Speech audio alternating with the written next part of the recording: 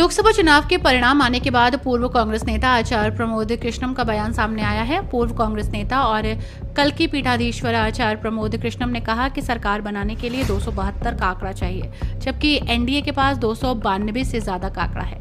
जो 292 लेकर आया है, सरकार उसको बनानी चाहिए। कृष्णम ने सवाल करते हुए कहा कि 225 और 230 पर कूद रहे हैं, उनको सरकार बनानी चाहिए। आचार्य प्रमोद कृष्णम इंडिया गठबंधन के सरकार बनाने को लेकर प्रमोद कृष्ण ने कहा कि ये सब देश को लूटने के लिए सरकार बनाना चाहते हैं। देश ने तीसरी बार नरेंद्र मोदी को अपना प्यार दिया है। नरेंद्र मोदी इकलौते ऐसे नेता हैं जो अपने दम पर 250 के करीब सीटें लाए हैं, जबकि एनडीए के साथ मिलकर 292 सीटें आई हैं।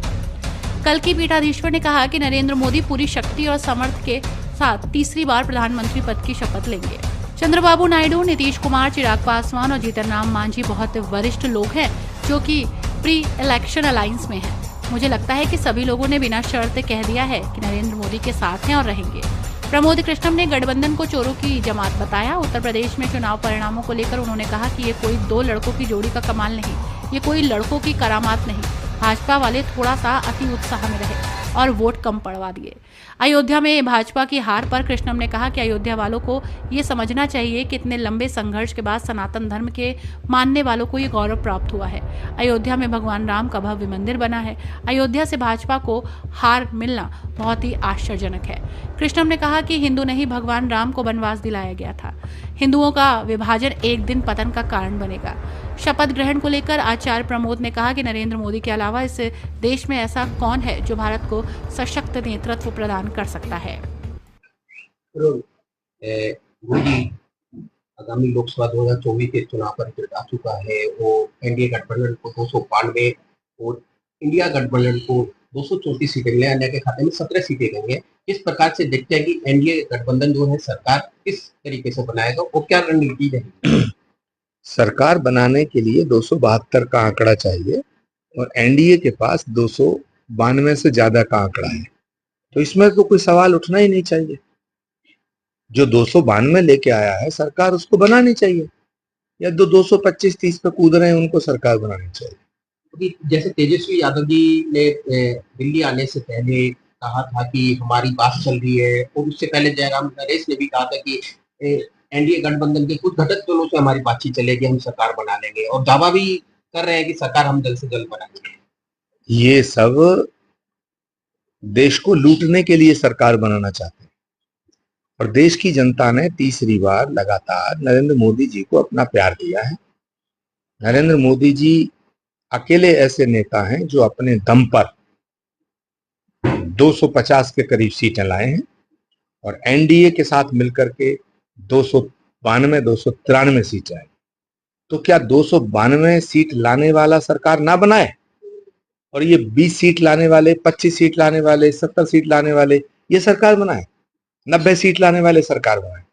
तो ये इस सवाल का कोई रेलिवेंस नहीं है, ये सवाल ही अप्रासंगिक है। नरेंद्र मोदी पूरी शक्ति और सामर्थ्य के साथ तीसरी बार प्रधानमंत्री के पद की शपथ लेंगे, और जो गठबंधन के सहयोगी हैं, चाहे वो चंद्रबाबू नायडू हैं, चाहे वो नीतीश कुमार जी हैं, चाहे वो चिराग पासवान हैं, चाहे वो जीतन राम मांझी हैं, ये सब के सब बहुत वरिष्ठ लोग हैं और ये प्री इलेक्शन अलायंस में हैं। और मुझे लगता है सभी लोगों ने ये बिल्कुल बिना शर्त कह दिया है कि नरेंद्र मोदी जी के साथ हैं और वो रहेंगे।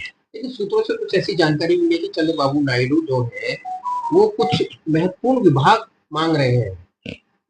अब ये कौन से सूत्र हैं ये तो मुझे नहीं पता। चंद्रबाबू नायडू जी का कोई बयान आया हो कि मैं कुछ विभाग चाहता हूं, तब तो आप सवाल कर सकते हैं। नीतीश कुमार जी का कोई बयान आया हो कि मुझे ये चाहिए, तब आप सवाल कर सकते हैं। चिराग पासवान का बयान आया हो तब आप सवाल कर सकते हैं। ये जो सूत्र हैं, ये जो बेकार की बातें हैं, ये वो लोग कर रहे हैं जो इस देश को लूटना चाहते हैं। ये जो गठबंधन के लोग हैं ये एक चोरों की जमात है, तो ये सवाल वो करवा रहे हैं। उत्तर प्रदेश में जिस प्रकार से बीजेपी पहले चुनावों में 62 सीटें लेके आई और अब तो उसकी कम रही, क्या मुख्य कारण मानते हैं कि क्या मुख्य कारण था? इन दोनों लड़कों की जोड़ी ने कमाल करा। कोई लड़कों की जोड़ी ने कमाल नहीं किया। ये लड़कों की करामात नहीं है। थोड़ा सा अति उत्साह में रहे भारतीय जनता पार्टी वाले और वोट कम पोल करा पाए।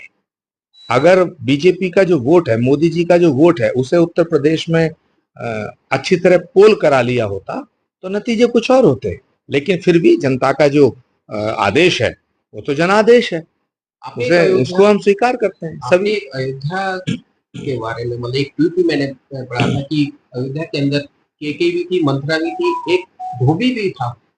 इसके बारे में थोड़ा सा नहीं, सवाल इस बात का है कि अयोध्या वासियों को ये समझना चाहिए था कि भाई इतना लंबा संघर्ष, इतनी लंबी लड़ाई के बाद सनातन धर्म के मानने वालों को ये गौरव हासिल हुआ है कि अयोध्या में भगवान राम का भव्य मंदिर बना है।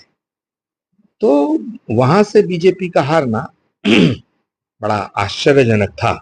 लेकिन फिर मैंने सोचा कि जब भगवान राम थे तब भी वहां मंथरा भी थी, केकई भी थी, और सीता मैया को वनवास दिलाने वाला वो व्यक्ति भी था।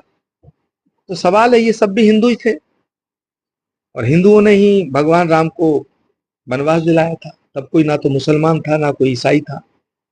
तो ये जो हिंदुओं में विभाजन है, ये एक दिन पतन का कारण बनेगा। अमेठी का हारना और रायबरेली का जीतना भाजपा किस तरह से देखती है और आपका क्या? देखिए, रायबरेली हो या अमेठी हो, ये सब देश के अंदर की कॉन्स्टिट्यूंसी है। तो रायबरेली जो है गांधी परिवार की सीट मानी जाती है, अमेठी भी मानी जाती है। अमेठी के अंदर पिछली बार जब बीजेपी जीती थी और राहुल गांधी हारे थे, तब एक बड़ा सवाल उठा था कि राहुल गांधी जी से इतना अमेठी दूर क्यों हो गई। तो मुझे लगता है कि वो जो दूरी थी वो बीच में वो दूरी दूर हो गई, तो अमेठी में दोबारा कांग्रेस जीत गई। यानी अब जल्द से जल्द प्रधानमंत्री जी शपथ लेने गए। नरेंद्र मोदी जी के अलावा और कौन शपथ लेगा? और कौन है जो इस देश को एक सशक्त नेतृत्व प्रदान कर सकता है? अच्छा, एक आखिरी सवाल कि चुनावों से पहले पाकिस्तान की नजर थी इस चुनाव पर, वो कांग्रेस यानी राहुल गांधी का भी बहुत बढ़ा रहे थे, तो उसको लेकर क्या कहेंगे जिस तरीके से रिजल्ट आए? देखिए, पाकिस्तान हो या चीन हो या कोई भी देश हो या देश के भीतर की जो ताकतें हैं, जो भारत को कमजोर होते हुए देखना चाहती हैं, भारत को खंड खंड करना चाहती हैं, वो सब नरेंद्र मोदी को हटाना चाहते हैं। जो भारत को मजबूत होते हुए देखना चाहते हैं, जो भारत को सशक्त देखना चाहते हैं,